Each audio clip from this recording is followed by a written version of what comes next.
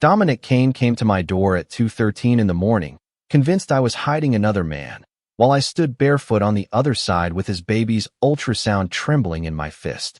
The hallway outside my apartment had gone silent in that unnatural way only money and fear could create.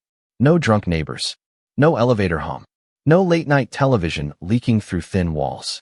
Just 3 slow knocks, one gloved hand against cheap wood, and the voice I had spent 8 months teaching my body not to answer.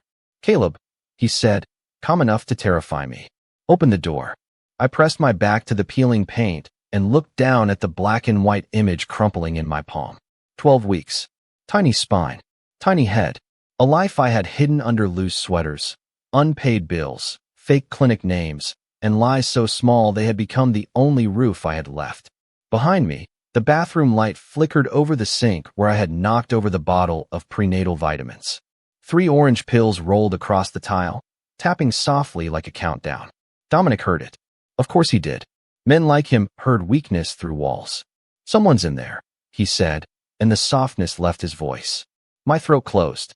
No, the word came out too fast. Too thin. On the other side of the door, leather creaked. He had moved closer. I could picture him without looking. Black coat, silver ring, eyes like cold smoke, the kind of stillness that made armed men lower their voices. Dominic Kane, the alpha who owned half the city's fear and all of my worst memories. "Then why are you whispering?" he asked. My hand flew to my stomach before I could stop it. It was still barely a curve, nothing anyone should notice, but my body knew what my mouth refused to say. "Protect him. Hide him. Do not let his father turn him into a Kane heir before he has even learned how to breathe." A phone vibrated on the kitchen counter. Once. Twice. Too loud. I froze. The screen lit up with Dr. Mason's name and the message preview I had begged him never to send after midnight. "Your levels dropped. If the pain returns, go to emergency care immediately." Dominic's silence sharpened. Who was Mason? My blood went cold. I snatched the phone and flipped it face down, but the damage had already passed under the door like smoke. Nobody doesn't call you at 2 in the morning. The lock clicked under my shaking fingers as I slid the chain into place, even though I knew how useless it was. Dominic had broken doors stronger than this without raising his voice. He did not break this one. Not yet. That scared me more. "Caleb," he said, and this time my name sounded like evidence. "If there is a man in my city touching what belongs to me, you have 10 seconds to tell him to leave before my men find him first." The baby kicked, or maybe it was only fear, too early, impossible, a flutter under my ribs where no flutter should have been. I bit my sleeve to keep from making a sound. Belongs to me. That was why I had run. Not because I stopped loving the cedar and gunmetal scent that still lived under my skin. Not because I wanted another alpha. Because the last time Dominic looked at me with betrayal in his eyes, he had not asked what was true. He had decided. And when Dominic Kane decided, people disappeared. A shadow crossed the gap under the door. More than one pair of shoes. His men were with him. The hallway belonged to him now. My apartment was just a box at the end of his patience. I moved fast, stuffing the ultrasound into the flour tin on the counter, shoving the vitamins under a stack of unpaid electric bills, wiping my wet eyes with the back of my hand. A cramp pulled low through my body, sharp enough to steal my breath. I grabbed the edge of the sink. The phone vibrated again. This time, it slid off the counter and hit the floor, screen up. Dr. Mason's second message glowed in the dark kitchen. "Do not let the father stress you. The baby's scent markers are unstable." For one impossible second, no one moved. Then Dominic's voice dropped so low I felt it in the doorframe. "The father?" I lunged for the phone, but my knee struck the cabinet, and a small silver rattle rolled out from the towel drawer, spinning across the floor until it kissed the base of the door. I had bought it 3 days ago from a discount bin, hating myself for wanting one. Soft thing in a life built entirely from hiding. Its tiny bell gave one bright, delicate sound. The hallway went dead silent. My hand closed around the rattle too late. Dominic had heard it. He had heard everything except the truth. "You have a child in there?" he asked. Not gentle. Not yet.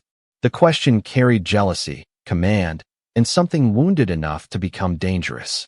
I held the rattle against my chest and stared at the chain lock as if it could save us both. "Dominic, please leave." A pause. Then the man I had once trusted with my heat, my body, and almost my heart said the words that turned my apartment into a trap. Open the door, Caleb, or I'll find him myself. The chain snapped before I could take another breath. Dominic did not kick the door in. He simply pressed his palm flat against the wood, gave one quiet order to the man beside him, and the lock surrendered with a metallic cry that made my knees weaken.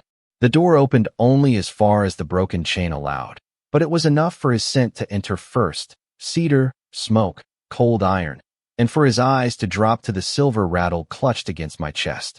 Move away from the door, he said. No, his gaze lifted to my face, and the softness I remembered from another lifetime was nowhere in it. Caleb. Behind him, two men in black suits stood with their hands folded, not touching their weapons because they did not need to. One of them held a tablet.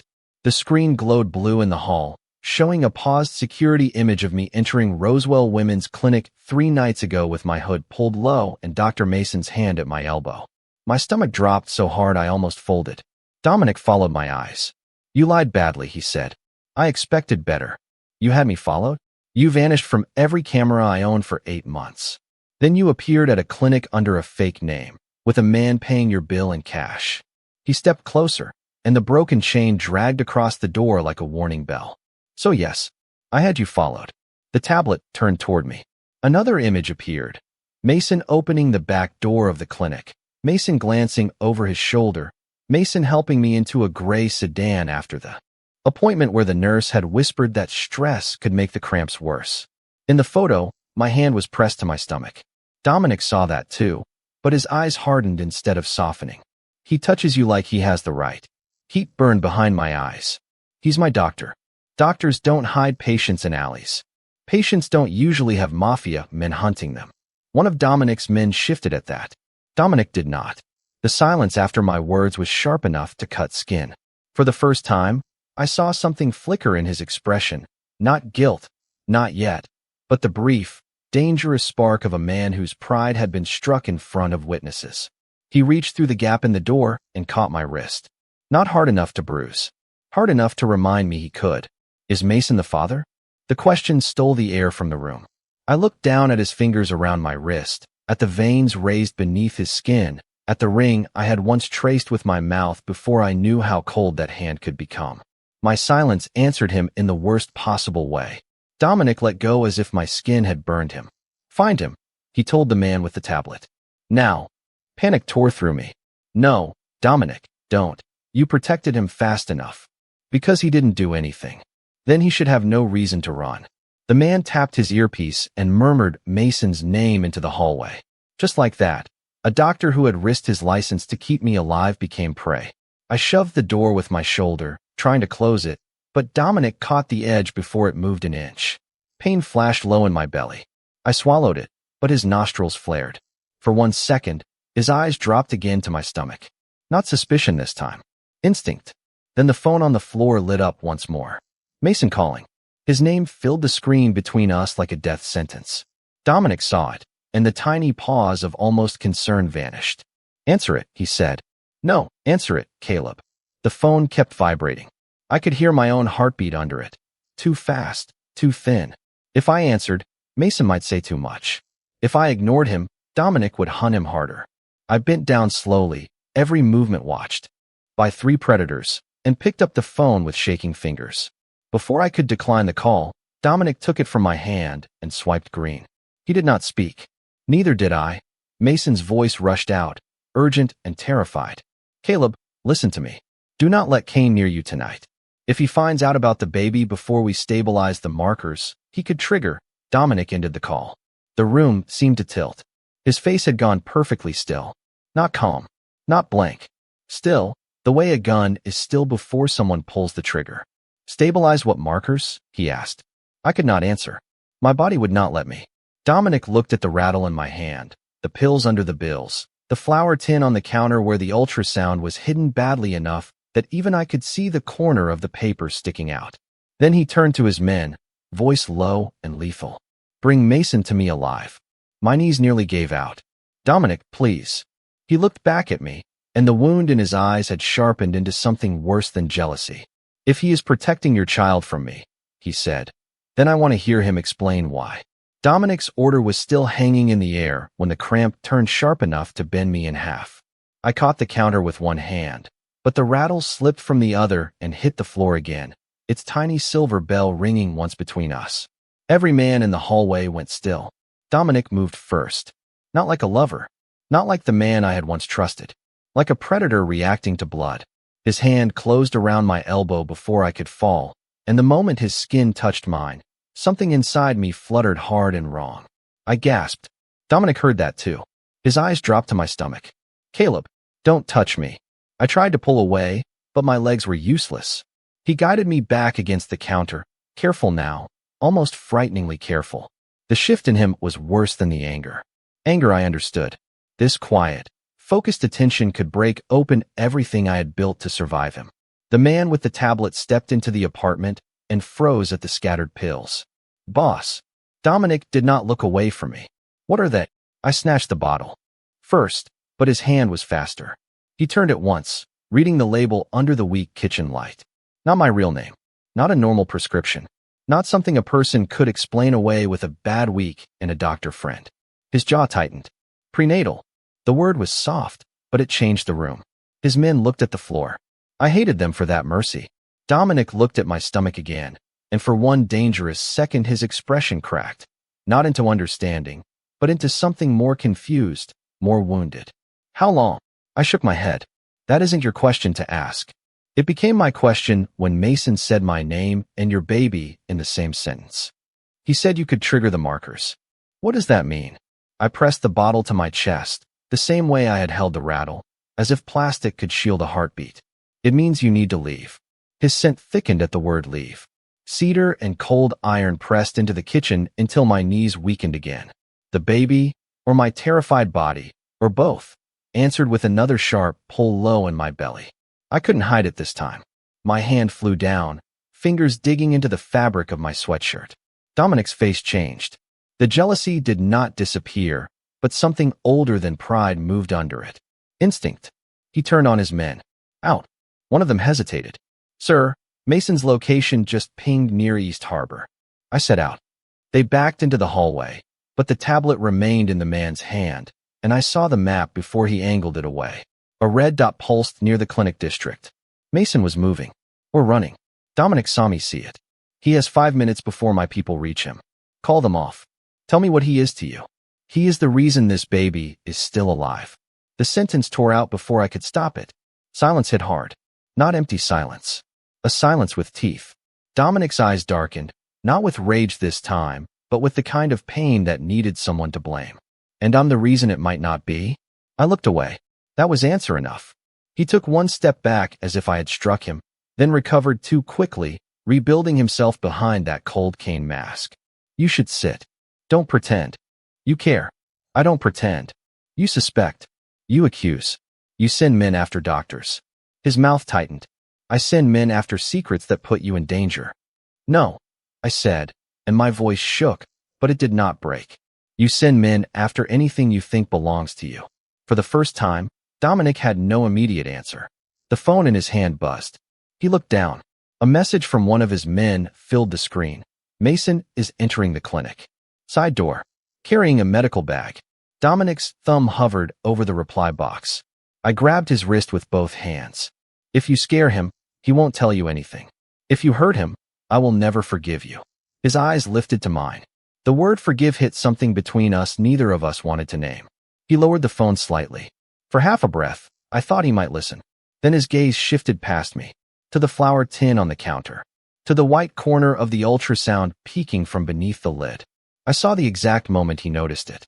I moved, but the cramp came again, worse, stealing my balance. Dominic caught me before my head struck the cabinet. His arms closed around me, warm and steady and absolutely forbidden. The baby fluttered under my palm, and Dominic felt my body react against him. His breath stopped. There is something about my scent, he whispered. I shoved weakly at his chest. Let me go. He did, but only far enough to pick up the phone and speak into it. Voice lethal again, eyes locked on the flower tin. Do not touch Mason in public. Take him quietly. Bring the bag, the files, everything. My heart dropped through the floor. Dominic, no. His gaze came back to me, full of suspicion, fear, and a question he was not ready to ask. If that man is the reason your baby is alive, he said, then he can explain why you're more afraid of me than of losing him. Dominic did not wait for my answer. He slid the ultrasound corner back under the flour tin with one finger, as if leaving it there made him merciful, then lifted his phone again. Bring him to the old pharmacy on Mercer, he said. Not the office. Not the house. My blood went cold for a different reason. The old pharmacy was neutral ground only on paper. Everyone in the city knew the Kanes used its basement when they wanted answers without cameras. No, I pushed off the counter, ignoring the cramp that warned me to stop. You are not taking him there. Dominic's eyes cut to my stomach before they met mine. Then you're coming with me. The words shifted the room. Until that second, I had been trapped inside my apartment. Now the trap had wheels, armed men, and Dominic's hand hovering close enough to catch me if I fell, but not close enough to ask permission. I hated that my body wanted the support. I hated more that he noticed. If you collapse, he said quietly, I carry you. If you touch me again, I scream. Then I'll deserve the sound. That almost sounded like guilt, but guilt did not stop him from guiding me into the elevator with two men in black waiting at the doors. The ride down was silent except for the buzzing of my phone in Dominic's pocket. Mason kept calling. Dominic did not answer. Each missed call felt like another nail sealing a coffin I had built with my own lies. The car outside was already running. In the back seat, Dominic sat beside me, too close, one hand braced on his knee, the other holding my phone like evidence. Every few seconds, his gaze dropped to my sweatshirt where my fingers stayed locked over my stomach. Does he know? He asked. Does Mason know what? Everything you won't tell me. I looked out the tinted window as the city smeared past in wet neon. He knows enough to be afraid of you. Dominic's jaw flexed. Smart man. Good man, I corrected. The car turned too sharply. Pain flickered low and bright, and I sucked in a breath before I could hide it. Dominic reached for me, stopped himself, then knocked twice on the divider. Slower. The driver eased off the gas immediately. That tiny command landed harder than any threat. He was adjusting the world around my pain while still hunting the man keeping my baby alive. The old pharmacy smelled like dust, alcohol, and rain-soaked concrete. Mason was already there when we arrived, seated in a metal chair under a hanging light, wrists zip-tied in front of him but face unbloodied. Relief nearly took my knees. His medical bag sat on the table beside him, closed, untouched. Dominic's men had learned one thing from their alpha's restraint. Fear did not always need bruises. Mason saw me and went pale. Caleb, why are you here? Dominic stepped between us. That is my question. Mason's eyes flicked to my stomach, then away too late. Dominic caught it. Of course he caught it. You look at him like a doctor, Dominic said, voice low. And like a man with something to hide. I am a doctor. And the rest. Mason swallowed. Confidential. Dominic smiled without warmth. Wrong answer. I moved before he could take another step, putting myself between them. The room changed instantly. His men straightened. Mason whispered my name like a warning.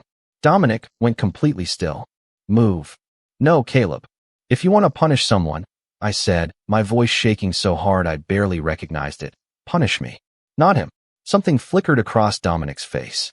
The words hit him somewhere deep enough to hurt, but not deep enough to stop him. You defend him very well. Because he is innocent. Of touching you. Of betraying you. The second I said it, I knew it was the wrong word. Dominic heard the confession hidden inside it. Betraying. As if there had still been something between us to betray. His eyes darkened. Open the bag. One of his men reached for it. Mason surged forward against the ties. Don't. If those files are exposed outside sterile custody, you could endanger the pregnancy. The room went silent. My breath vanished. Dominic turned his head slowly. The pregnancy. Mason closed his eyes. I felt the whole story tilt toward the edge. Dominic looked at me, then at the bag, then back at Mason. Whose pregnancy? Mine, I said quickly. Too quickly. Dominic's face hardened at the lie. Mason's voice broke through mine, low and desperate. Caleb, he is going to keep guessing until someone gets hurt. Do not, I whispered. Mason looked at me with exhausted kindness, the kind that had kept me alive through 3 clinics, 2 fake names, and every night I woke afraid my body would fail the child I had no right to want this much. Then he looked at Dominic. I am not his lover. Dominic did not blink. Then what are you? Mason leaned forward as far as the restraints allowed. The man trying to keep your pride from killing what he has left. Dominic's hand closed around the edge of the table. One of the files inside the bag slipped loose, a white envelope marked with my fake name and a red stamp. Urgent marker instability. Paternal scent required for confirmation. Dominic stared at the words. I stopped breathing. Mason's voice dropped to a whisper. If you want the truth, Alpha Kane, open that file. But once you do, there is no going back. Dominic opened the envelope with the care of a man disarming a bomb. No one breathed. The first page slid out clean and white under the hanging pharmacy light, stamped with Dr. Mason's clinic seal and my fake name in the corner. Beneath it was the ultrasound I had hidden in the flour tin, copied in sharper ink. 12 weeks, 2 days, fetal heartbeat stable, scent markers reactive. Dominic's eyes moved down the page once. Then again, his hand stopped on the line Mason had circled in red. Paternal scent response, positive. Confirmation required from Dominic Kane. The room lost its shape around me.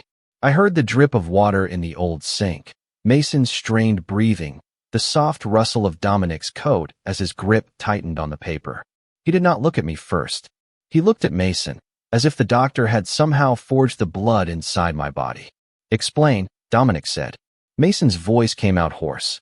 His pregnancy destabilizes when his alpha bond is under stress. Your scent calms the markers. Your absence made them worse. Your proximity tonight triggered a response, but so did your aggression. Dominic's eyes dropped to my stomach. Not like before. Not with suspicion. With horror, slowly learning my name. No, the word barely left him. Mason flinched anyway. The dates match. The scent markers match. I ran the panel 3 times. Dominic turned the second page. A lab chart. A genetic probability. His name typed there in sterile black letters like the world's cruelest confession. Paternity probability, 99.98%. The table edge groaned under his hand. One of his men stepped forward. Boss. Dominic lifted one finger, and the man froze. I had seen that gesture stop gunfire. Tonight it stopped everything except the truth. Dominic finally looked at me. I expected rage. Ownership. The old cold claim that had sent me running before he even knew what I carried. Instead, his face was stripped bare in a way I had never seen. He looked younger for half a second, almost ruined. Mine, he asked. My throat burned. Don't say it like that. Caleb, don't. The word broke out of me, sharper than fear. Not like he's a territory. Not like he's a debt. Not like he's another thing with the Kane name stamped on it. His face changed again. Because I had said he. Mason closed his eyes. Dominic heard it. Of course he heard it. He. Dominic repeated, and this time the word was not a claim. It was a wound opening. I pressed both hands over my stomach as if I could take it back, as if I had not just given him a piece of the child I had guarded alone through every clinic hallway and every locked door. Dominic stepped toward me. I stepped back. That stopped him more completely than any gun could have. The power in the room shifted so suddenly even his men felt it. They had come here to expose my lover. Instead, their alpha stood holding proof that every order he had given tonight had endangered his own child. Mason is not the father, Dominic said, each word scraping out of him. No, he never touched you. No, you let me think he did. The accusation tried to rise, old and instinctive, but it died before it reached his voice.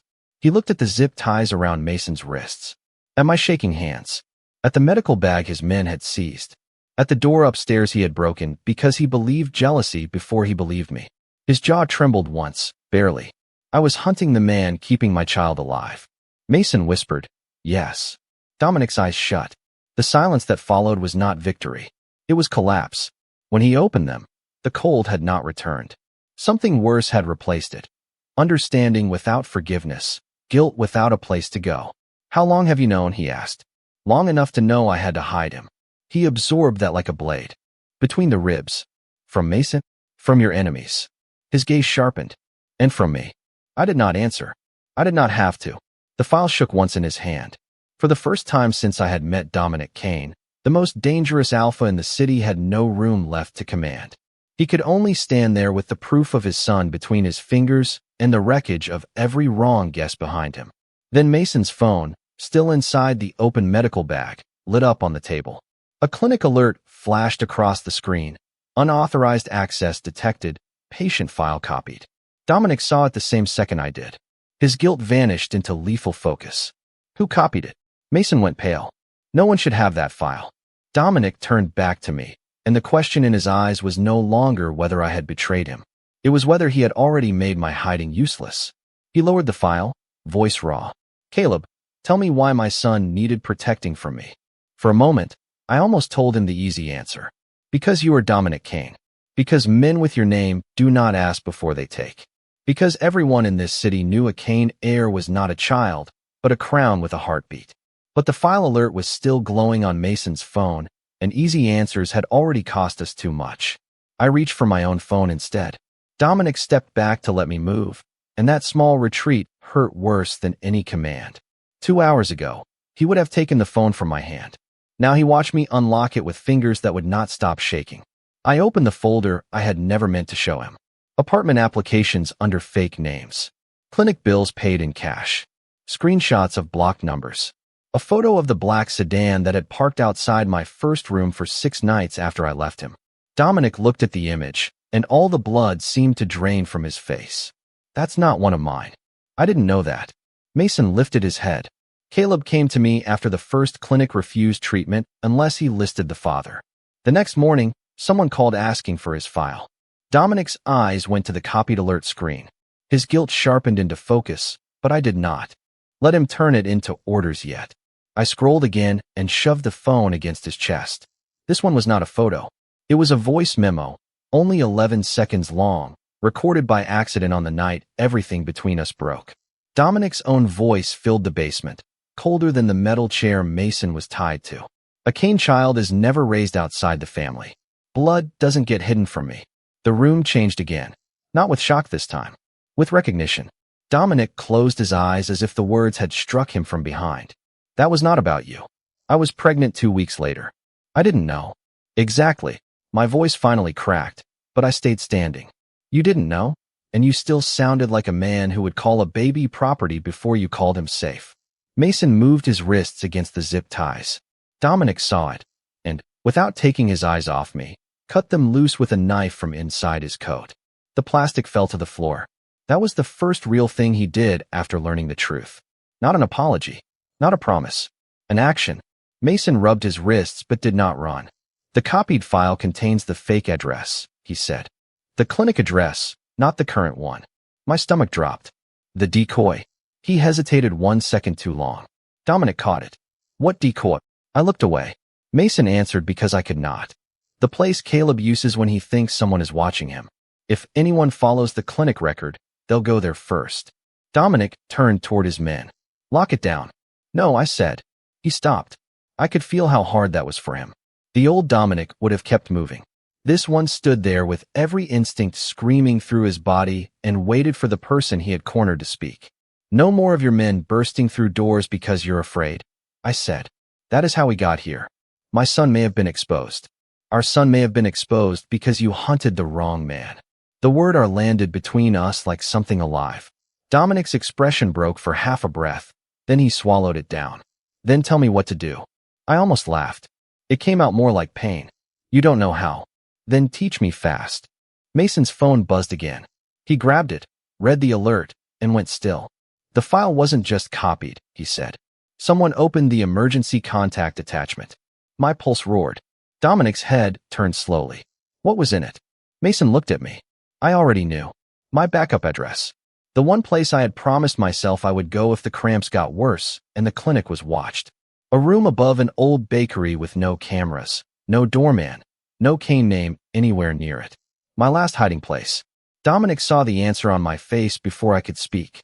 His voice dropped. Caleb. I backed away from him, one hand over my stomach, the other gripping the edge of the table. If you send men there without me, I disappear again. He went perfectly still. You're in pain. And I am still the only person who gets to decide where this baby goes. For the first time, Dominic Kane bowed his head, not in defeat, not in submission, but in the brutal effort of holding himself back. Then decide, he said. Mason's phone rang in his hand before I could answer. Unknown number. He put it on speaker. At first there was only static. Then a soft male voice whispered my fake name, followed by the sound of a baby rattle shaking once, bright and silver and impossible. We found the room above the bakery. The rattle sound on the phone was worse than a scream because it meant someone had been close enough to touch the only soft thing I had allowed myself to buy. Mason ended the call with a curse under his breath. Dominic's men reached for their weapons at the same time, but Dominic did not move until I did. I grabbed my coat from the chair, and the sudden motion sent a hot twist of pain through my lower body. Mason caught my shoulder. Dominic took one step toward me, stopped himself, then looked at Mason as if letting another man steady me cost him something physical. No convoys, I said before he could speak. No black cars outside the bakery. No armed men flooding the street. His jaw tightened. They found your last safe place. Because someone copied the file after your people dragged Mason out of his clinic. That landed hard. He looked away first. The old Dominic would have punished me for saying it in front of his men. This Dominic only nodded once, the movement small and brutal. One car, he said. No sirens. No visible guns. And Mason comes with us. He is safer here. He is the only reason I know what is happening to my body. Dominic's eyes flicked to my stomach. For once, he did not argue. The ride to the bakery tore through the city in silence, sharp enough to bleed. Mason sat on my other side with his medical bag open on his knees, checking my pulse while Dominic watched every touch like it was another test he had no right to fail. When another cramp came, my fingers dug into the seat. Dominic's hand moved toward mine, then curled into a fist against his own thigh. Tell me what to do, he said, so quietly only I could hear. I wanted to say leave. I wanted to say undo tonight. Instead I said, don't make this about what you feel. He swallowed. I won't. The bakery was dark when we reached it. The front window still had the little paper sign I had taped there 3 weeks ago, closed for repairs. Dominic saw the sign, the side alley, the camera I had covered with black tape, and his face changed with every detail. Every small precaution told him I had built a life around hiding from him. The upstairs door was open. Not broken. Open. That was somehow worse. Someone had used a key. My key. Mason grabbed my wrist before I could run up the stairs. Slowly. Dominic went first, but he did not order me behind him. He looked back and waited until I nodded. That tiny pause should have meant safety. Instead, it felt like the last door in the world closing behind me. The room above the bakery had been stripped clean. The mattress was cut open. The drawer where I kept emergency cash hung crooked. My spare clinic card lay on the floor in 2 pieces. On the small table beside the window, someone had placed the silver rattle upright, balanced on top of the copy of my ultrasound. A red circle had been drawn around the date, another around Dominic's name. Mason whispered, "They know enough." My legs nearly gave. Dominic reached for the ultrasound but stopped before touching it, as if the paper itself accused him. Then his phone buzzed. A photo appeared from an unknown number, the hallway outside my apartment, taken earlier that night, just after Dominic's men arrived. Under it was a message. "Thank you for leading us to him." The room tilted, not from pain this time, from the horrible, clean shape of the truth. My hiding had not failed because I had been careless. It had failed because Dominic's hunt had dragged a spotlight over every shadow I had used to survive. He read the message twice. When he looked at me, the guilt in his eyes was no longer shocked. It was ruined. "Caleb," no, my voice came out flat. "Empty. Do not say my name like you can make this smaller." Mason's hand tightened around my arm. "We need to move. Stress is spiking his pulse." Dominic turned toward the stairs. "I can secure another location." No, he stopped. Everyone stopped. Even the rattle seemed to hold its tiny silver breath. I picked it up from the ultrasound and closed my fist around it until the bell bit into my palm. Your locations are visible because people watch you. Your protection is loud because men fear you. Your love, Dominic, is dangerous because it arrives like a war. He flinched, and I hated that part of me still noticed. The phone buzzed again. Another message. "Bring the Omega, or we release the file." Dominic's entire body went lethal. They want bait. I looked at the ultrasound, at his name circled in red, at the open door behind us. Running had brought them to every place I had hidden. Dominic's guilt would bring an army if I let it. My baby had no more rooms left. Only my choice. I stepped back from Mason's hand and faced Dominic Kane without lowering my eyes. No more hunting. No more doors broken open. No more decisions made over my head. His voice was rough. "Then what do you want?" I placed the rattle in his palm and closed his fingers around it. "This time," I said, "I decide where we go." Dominic stared at the rattle in his palm, as if it weighed more than every gun he had ever held. For 1 second, I thought he would argue. I saw the instinct rise in him, the old command, the need to flood the street with men, to solve fear by making everyone else more afraid. Then his fingers closed around the tiny silver bell, and he forced his hand down to his side. "Tell me the rules," he said. The room above the bakery was silent except for Mason's quick breathing. I picked up the ultrasound from the table and folded it once, hiding the circled name against my palm. "No one touches them until I say." Dominic's jaw tightened, but he nodded. "No one fires unless they have to." Another nod. "Mason stays close enough to reach me if I cramp." Dominic looked at the doctor, and this time there was no jealousy in it, only the bitter acceptance of a debt he had not earned the right to repay. "Done." I took Dominic's phone and typed with fingers that still shook. "Bring only one person to the side alley. I'll trade myself for the file."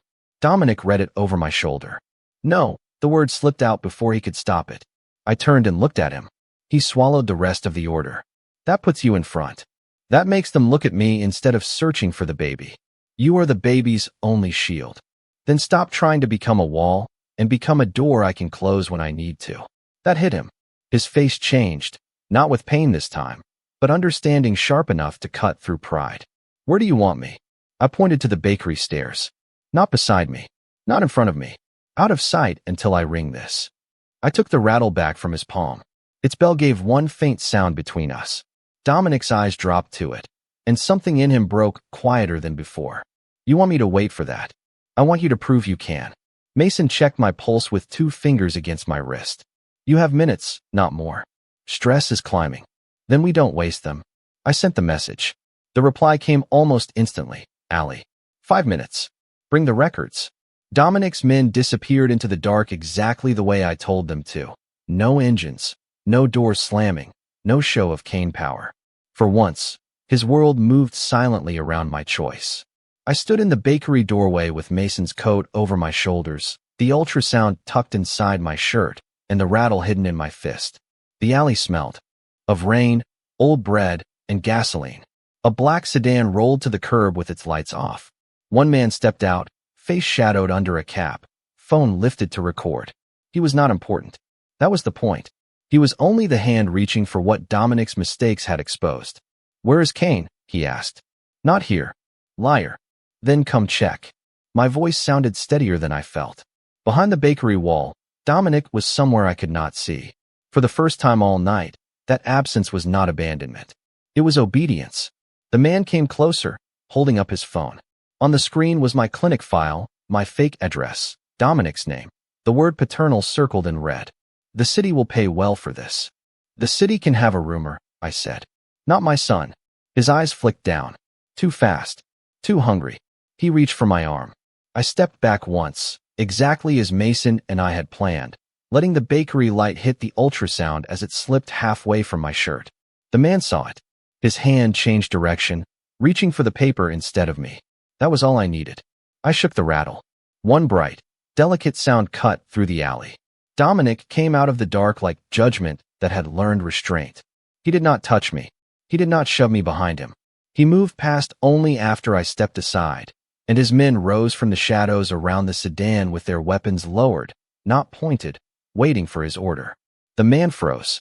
Dominic's voice was quiet enough to terrify the rain. "Delete the file. You think I don't have copies? I think you opened a clinic record with a trace Mason planted after the first breach," I said. The man's eyes snapped to me. That was the second part of the trap. Not Dominic's money. Not Dominic's fear. My doctor. My decision. My proof. Mason appeared in the bakery doorway with his tablet raised. Every upload path is logged. Dominic held out his hand, palm open, waiting, not demanding from me, from the man who had threatened us. The phone was placed into it. Only then did Dominic look back at me. He could have asked permission with his eyes and still taken over. Instead, he waited. I nodded once. Now. His men moved. Fast. Clean. No shots. No spectacle. The sedan doors opened. The stolen device was taken, and the man who had shaken my rattle like a threat was forced to his knees in the rain. My legs weakened then, the courage draining all at once. Mason caught me, But Dominic stayed where he was until I lifted my hand. Only then did he step close enough to offer his arm. Not take. Offer. I looked at his hand, then at the broken bakery door behind us, then at the ultrasound pressed warm against my heart. The main fight was over, but the hardest door was still waiting. Dominic seemed to know it too. He lowered his arm when I did not take it and said, rough and quiet, "Tell me where to stand next." I looked toward the apartment we had left with its broken chain, and the truth spilled across its floor. "Outside," I said, "until I open it." Dominic did exactly what I asked. That was the first miracle. Not the men disappearing into the rain with the stolen phone. Not Mason confirming the clinic trace had locked every copied file before it could be sold. Not the black sedan being emptied without a single shot fired. Those things were Dominic's world, and his world had always known how to make threats vanish. The miracle was that when my knees steadied and the alley went quiet, he did not reach for me again. He stood 3 steps away with rain shining on his coat and waited for my next word like it mattered more than his fear. Mason checked the ultrasound against his tablet in the bakery doorway, then looked at me with the first real relief I had seen on his face all night.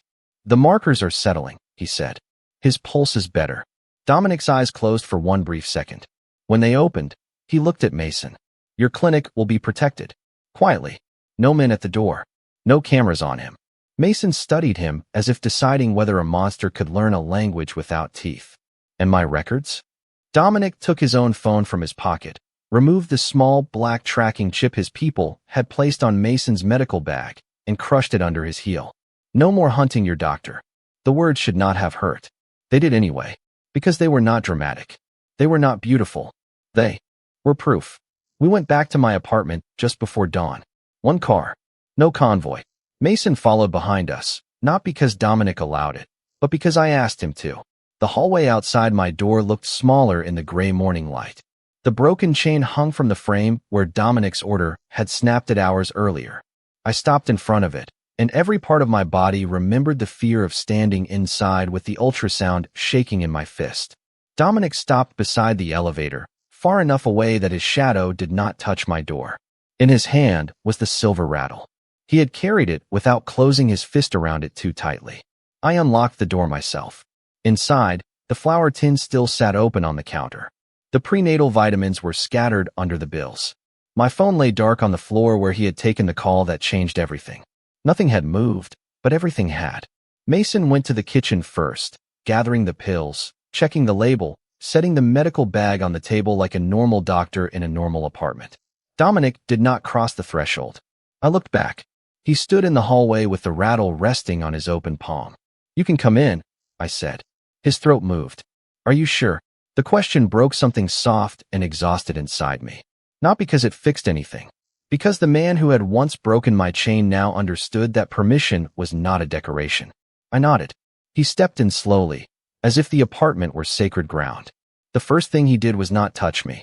He walked to the door, examined the splintered frame, and said, "I'll replace it. Whatever lock you choose. One only you control." My eyes burned. No hidden cameras. No cameras.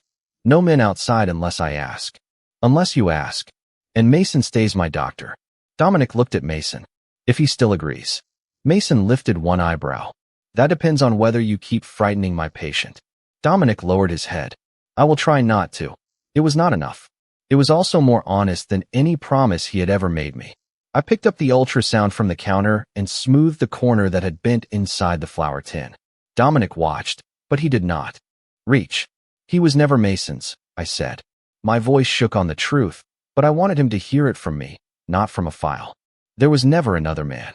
His face tightened with pain. He did not ask me to soothe. "I know. You made me feel like there had to be. Like every secret had to be a crime." He swallowed. I thought I was finding betrayal. He looked at the vitamins, the fake clinic name, the broken chain, the rattle in his palm. "You were protecting our son." Our. The word landed gently this time because he did not use it like a cage. I took the rattle from his hand and set it beside the ultrasound. I was protecting him from anyone who thought blood meant ownership. Dominic's eyes shone, but his voice stayed steady. "Then I have to become someone he does not need protection from." No apology could have paid for the night. No single sentence could turn fear into trust. But he untied Mason. He deleted the surveillance. He let me choose the car, the door, the doctor, the distance. He gave me actions where commands used to be. When Mason finally left, he paused at the door and looked between us. Rest. Both of you. And no stress. Dominic almost smiled, a ruined, quiet thing. I'm beginning to understand that order. Then the apartment fell silent. The sun touched the floor in a pale line between us. I stood inside the room that had been a trap hours ago, one hand over my stomach, the other on the new edge of my own decision. Dominic stepped back into the hallway without being asked. He stopped outside the broken door, not crossing the threshold again. Full circle. Same man. Same door. A different kind of power. Caleb, he said, voice rough with everything he could not ask for yet. I looked at him. He held himself still, hands empty, eyes on mine instead of my stomach. I'll wait until you're ready. This time, he did not command the door open. This time, I was the one who closed it gently, with his son safe beneath my heart and the choice finally back in my hands.